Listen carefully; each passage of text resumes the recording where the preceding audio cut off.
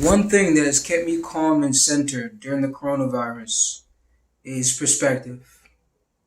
I was asked today, how are you so calm? Why aren't you overwhelmed by COVID-19? And I responded, perspective. Because I imagine when I'm an old man and my grandchildren come to me and they say to me, Granddad, what were you doing during COVID? What were you doing during that time? Because you know how we go to OGs and we ask them, what were you doing during the Great Depression?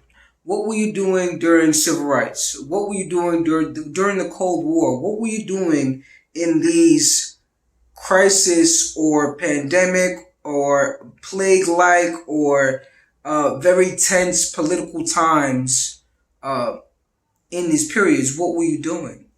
And I never want to look at my grandkids and tell them I was living in fear. I wasn't doing what I was supposed to. I put my whole life on hold because of the plague, of this pandemic.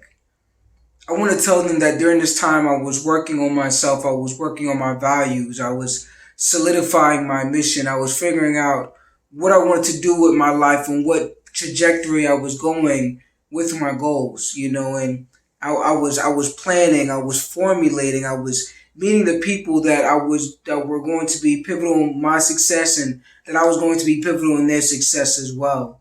That's the type of things I want to tell them. I always think of, when you ask someone, what were you doing during civil rights? You always want to hear that they were involved in civil rights. And how was I involved in COVID-19 is I was involved in the upliftment of my own life during this time, as I am now. And as I'm sharing this message with you, which is an externalization of me realizing my mission and realizing my goal and wanting to express myself in the world, express my thoughts in the world during this time, because I realized that mental health is pivotal.